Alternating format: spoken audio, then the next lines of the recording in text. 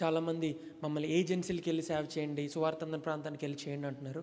For the people who do not know, ఒక పెద్ద సంస్థలో నేను అన్రీచ్డ్ పీపుల్ గ్రూప్ కోఆర్డినేటర్గా మొన్న జనవరికి వరకు నేనుండి సువార్తందని ప్రాంతాల్లో నేను మా నాన్నగారు ఏజెన్సీల్లో, అడవుల్లో, కొండల్లో, లోయల్లో సువార్త అందించాం. దాదాపు 75 నుంచి 80 సంఘాలు స్థాపించి దైవజనుల్ని ట్రైన్ చేసి అక్కడ దైవ సేవకులుగా పెట్టి సంఘాలు స్థాపించామండి.